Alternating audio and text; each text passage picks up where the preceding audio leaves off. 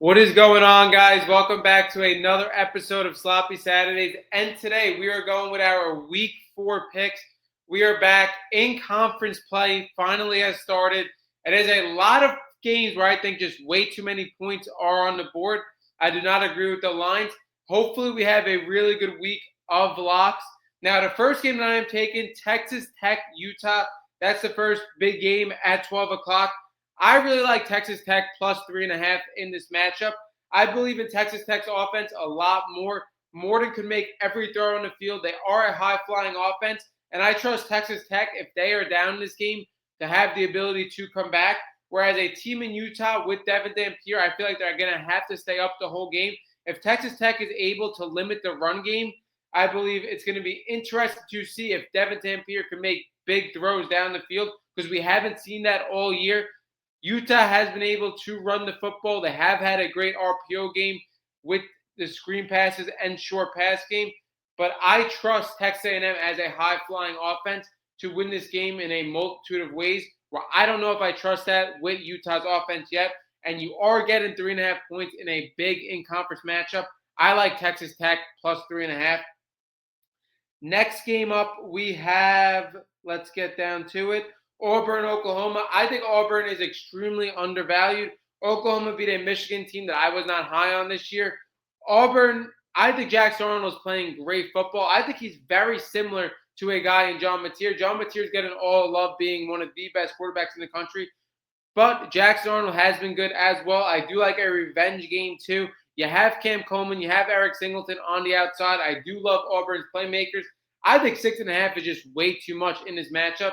Jackson Arnold is a guy that can run the football just as well as John Mateer. And again, he is able to throw it to these weapons as well. I think 6.5 is way too much. With my gut, I do think Oklahoma is going to win the game, but I think 6.5 is a lot of points. I think Auburn is super talented, off to a 3-0 start as well, while all the attention is going on Oklahoma.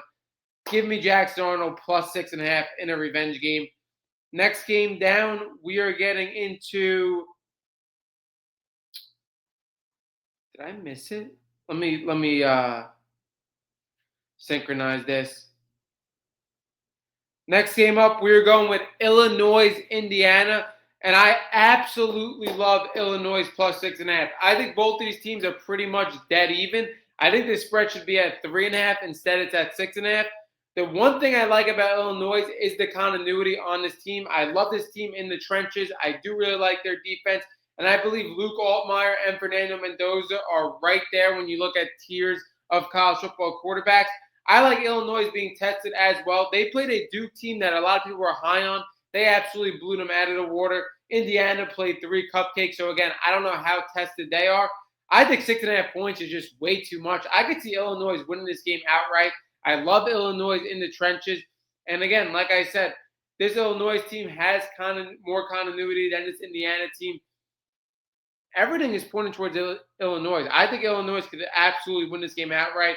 And I think 6.5 points is just way too much in this matchup. Give me Illinois. Give me Luke Altmaier. And in the last game where I think there's just way too many points, and I think this USC team just has not been tested yet, is USC Michigan State. Again, USC is going to win this game outright without a doubt. They have the talent too. Lincoln Riley's finally getting a run game with Waymon Jordan. Jordan Mailata looks really good. They have 2 top weapons on the outside in Makai Lemon and Jacoby Lane. Like, again, USC just has flat out more talent than Michigan State, but that's also why this is an 18.5 point spread.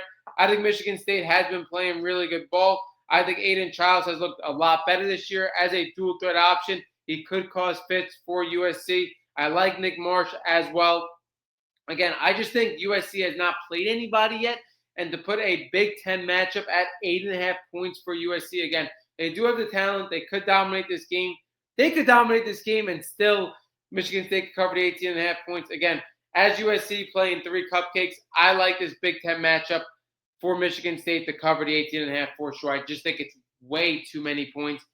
That wraps up this episode of Sloppy Saturdays. Drop down if you think this slate winning conference matchup is just giving away way too many points. And we are